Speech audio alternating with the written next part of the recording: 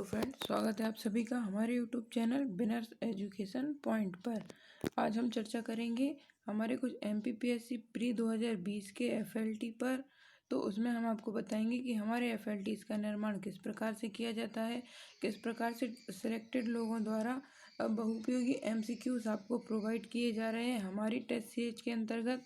तो आप हमारे चैनल को सब्सक्राइब कर लीजिए अगर आपने अभी तक हमारे चैनल को सब्सक्राइब नहीं किया है। साथ ही आप हमें यूट्यूब पर सब्सक्राइब कर सकते हैं। टेलीग्राम पर आप हमें ज्वाइन कर सकते हैं। टेलीग्राम पर आपको वीडियो की फ्री पीडीएफ प्राप्त होती है। साथ ही अन्य महत्वपूर्ण कंटेंट भी आपको टेलीग्राम के माध्यम से प्रदान किया जाता है। आप हमें फेसबुक और इंस्टा पर भी ज्वाइन कर सकते हैं। फेसबुक और इंस्टा पर भी आपको अन्य महत्वपूर्ण कंटेंट प्रदान किया जाता है जो कि हमारे एमपीपीएससी प्री और एमपीपीएससी मेंस से संबंधित रहता है, जो कि पूर्णतः निःशुल्क होता है। वो आपको यूट्यूब, टेलीग्राम, फेसबुक और इंस्टा पर प्रदान किया जाता है। इसके बाद हम चर्चा करेंगे हमारे एमपीपीएससी 2020 के एफएलटी पर। तो मैं आपको बता दूं कि हमारे एफएलटीज में किस प्रकार के प्रश्न शामिल किए जाते हैं। तो हमारा जो पहला प्रश्न है वह है, विजय स्तंभ का निर्माण किसने करवाया था। तो विजय स्तंभ का निर्माण जो है वह राणा सांगा के द्वारा कराया गया था। विजय स्तंभ चित्तौड़गढ़ में है और इसका निर्माण जो कराया गया था वह राणा सांगा के द्वारा कराया गया था। इसके पश्चात है हमारा अगला प्रश्न। हमारा अगला प्रश्न है कि इनमें से कौन बालाघाट में स्थित नहीं है। दोस्तों, ये 2018 का प्रश्न है। 2018 की प्रारंभिक परीक्षा में पूछा गया है। तो आपको इस तरीके से अन्य प्रश्नों को भी तैयार कर लेना चाहिए जो कि पर्वत श्रेणियों से संबंधित होते हैं।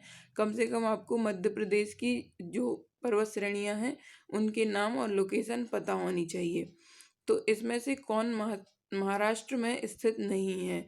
बालाघाट श्रेणी, हरिश्चंद्र श्रेणी, पावागढ़ पहाड़ियाँ और सतमाल पहाड़ियाँ। तो जो पावागढ़ पहाड़ियाँ हैं वह महाराष्ट्र में स्थित नहीं हैं। इसके पश्चात है सेटिनल द्वीप। सेटिनल द्वीप जो समाचारों में चर्चा में रहा, किस द्वीप पर स्थित है। सेटिनल द्वीप जो कि जारवी जनजाति के लिए प्रसिद्ध रहा, तो यह अंडमान का एक द्वीप है। तो इसका जो सही आंसर होगा वह होगा अंडमान। इसके पश्चात है अगला प्रश्न। तो हम चर्चा करते हैं अगले प्रश्न पर, जो कि है, सुभाष चंद्र बोस को 1939 में गांधी जी के निम्न में से उम्मीदवार को हराकर त्रिपुरी सत्र में कांग्रेस के अध्यक्ष चुने गए थे। तो जो 1939 का त्रिपुरी अधिवेशन हुआ था कांग्रेस का, वह सुभाष चंद्र बोस और पट्टाभी सीतारामैया के बीच हुआ था। और जो पट्टाभी सीतारामैया थे यह गांधी जी के प्रमुख प्रतिनिधि थे। पट्टाभी सीतारामैया गांधी जी के प्रमुख प्रतिनिधि थे। इसके पश्चात है, और इस अधिवेशन में जो हुआ था वह ये हुआ कि सुभाष चंद्र बोस और जीत गए थे और पट्टाभी सीतारामैया की पराजय हुई थी। तो यहाँ महात्मा गांधी ने कहा था कि यह पट्टाभी की हार नहीं अपितु मेरी व्यक्तिगत हार है। तो इसलिए त्रिपुरी अधिवेशन को त्रिपुरी संकट के नाम से भी जाना जाता है। तो फिर सुभाष चंद्र बोस ने भी अपनी सीट खाली कर दी थी। फिर इस सीट पर डॉक्टर राजेंद्र प्रसाद को अध्यक्ष नियुक्त किया गया था अंततः। तो इस प्रकार से यह 1939 का त्रिपुरी अधिवेशन है जिसमें कांग्रेस के अध्यक्ष पट्टाभी सीतारामैया को चुना गया था, लेकिन वो पराजित हो गए थे। सुभाष चंद्र जो बोस हैं वो विजय हुए थे। किस वर्ष महिलाओं ने पहली बार ओलंपिक खेलों में भाग लिया। तो इस प्रकार से हमारे जो एफएलटीज हैं उनमें सभी पोर्शन को कवर किया गया है। आप देख सकते हैं कि चाहे वह एमपी से संबंधित हो, चाहे वह कला एवं साहित्य कला से संबंधित हो, ये एमपी के ज्योग्राफी से संबंधित प्रश्न पूछा गया है, ये भारत के भूगोल से संबंधित प्रश्न है, यह हिस्ट्री से संबंधित प्रश्न है जो कि एमपी हिस्ट्री के अंतर्गत काउंट होता है, यह स्पोर्ट्स से संबंधित है कि किस वर्ष महिलाओं ने पहली बार ओलंपिक खेलों में भाग लिया। तो सर्वप्रथम ओलंपिक खेलों में भाग लिया तो इसका ए ऑप्शन है 1900, बी ऑप्शन है 1896, सी ऑप्शन है 1904, डी ऑप्शन है 1908। तो इसका जो सही आंसर है वह होगा 1900 में, मतलब 1900 में पहली बार महिलाओं ने ओलंपिक में भाग लिया था। जो प्रथम ओलंपिक हुए थे वह 1986 में हुए थे एथेंस में, लेकिन जो दूसरे ओलंपिक हुए थे 90 के, तो ये हुए थे पेरिस में। इसमें पहली बार महिलाओं ने भाग लिया था। तो इस प्रकार से आप ओलंपिक भी याद कर सकते हैं। ओलंपिक से एक क्वेश्चन 100% प्रारंभिक परीक्षा में पूछा जाता है। निम्नलिखित में से कौन एक तरल धातु है?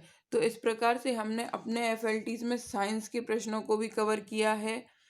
निम्नलिखित में से कौन एक तरल धातु है? बिस्मथ, पारा, मैग्नीशियम, सोडियम। तो इसमें जो तरल अवस्था में धातु पाई जाती है वह पारा है। अगर दोस्तों कभी आपसे तरल अधातु पूछा जाता है तो वो ब्रोमीन है। तरल अधातु में ब्रोमीन आती है।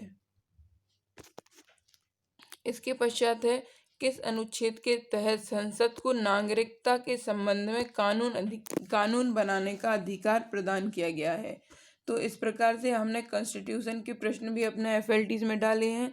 तो आप देख सकते हैं यहाँ कि हमने अपने एफएलटीज में सारे पोर्शन को 2020 की प्रारंभिक परीक्षा के सिलेबस के अकॉर्डिंग बनाया है।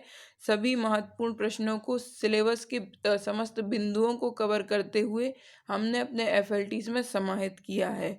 तो इसके जो ऑप्शंस हैं वह है अनुच्छेद 5, अनुच्छेद 10, अनुच्छेद 11 और अनुच्छेद 9। तो जो इसका सही आंसर होगा वह होगा अनुच्छेद 11। इसके पश्चात दोस्तों एक महत्वपूर्ण सूचना है कि हमारी एक मुख्य परीक्षा के लिए आंसर राइटिंग प्रैक्टिस के लिए टेस्ट सीरीज चलाई जा रही है, जो कि 2019 की मुख्य परीक्षा और 2020 की मुख्य परीक्षा दोनों के लिए ही अत्यंत उपयोगी है। मात्र 1500 रुपये में आपको यह टेस्ट सीरीज उपलब्ध कराई जा रही है, जिसमें 20 एफएलटीज उपलब्ध कराए जाएंगे। और दोस्तों आपकी इन 20 कॉपियों का मूल्यांकन सिलेक्टेड लोगों के द्वारा किया जाएगा। साथ ही आपको पर्सनल फीडबैक दिया जाएगा।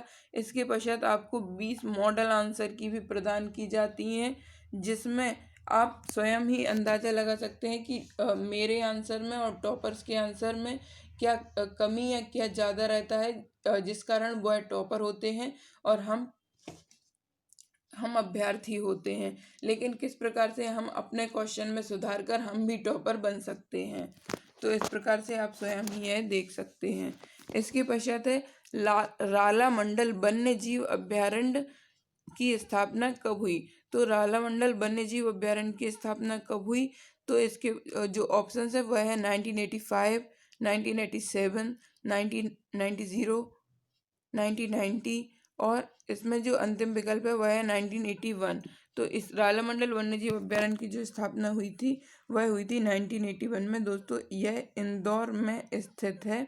और एक महत्वपूर्ण फैक्ट इसके संबंध में यह है कि यह एमपी का सबसे छोटा वन्यजीव अभ्यारण्य है। एमपी का सबसे छोटा वन्यजीव अभ्यारण्य जो है वो रालामंडल है। इसके पश्चात है, कालगढ़ बांध किस नदी पर है? कालगढ़ बांध यमुना, शारदा, रामगंगा और इनमें से कोई नहीं। तो जो कालगढ़ बांध है वह रामगंगा नदी पर स्थित है। इस प्रकार से दोस्तों मैं आपको बताते चलती हूँ, मध्य भारत के प्रथम वित्त आयोग के अध्यक्ष कौन थे? तो इकोनॉमी, राज्यसभा में धन विधेयक, पॉलिटी, प्राकृत पाठ गाथा सप्तशती, तो यह कला एवं साहित्य से संबंधित है। कौन सा अम्ल हमारे पेट में मौजूद होता है? तो यह अगेन साइंस के बायो सेक्टर से संबंधित है। कौन सा नृत्य? तो ये कला साहित्य। इंडो चाइना का हिस्सा नहीं है, तो ये ज्योग्राफी से संबंधित है। अनुच्छेद ग्राम पंचायत का उल्लेख करता है, पहले भारतीय जो सेवा में चुने गए। तो इस प्रकार से हमने अपने एफएलटीज में सभी प्रश्नों को कवर किया है। लाडली लक्ष्मी योजना का शुभारंभ कब किया गया? तो इस प्रकार से सभी महत्वपूर्ण फैक्ट आपको हमारे एफएलटीज में मिलेंगे। मात्र 1000 रुपये में आपको हम 100 एफएलटीज उपलब्ध करा रहे हैं, जिसके माध्यम से आपके 10,000 फैक्ट कवर होते हैं। दोस्तों प्रारंभिक परीक्षा में सफलता का मूल मंत्र यही है कि आप जितने अधिक से अधिक एमसीक्यूज वस्तुनिष्ठ प्रश्न सॉल्व करेंगे, आप सफलता के उतने ही करीब पहुंचते जाएंगे, उतने ही निकट पहुंचते जाएंगे। तो विलंब ना करें, शीघ्र अतिशीघ्र हमारी प्रारंभिक परीक्षा की टेस्ट सीरीज ज्वाइन करें। धन्यवाद दोस्तों, मिलते हैं अगले वीडियो में।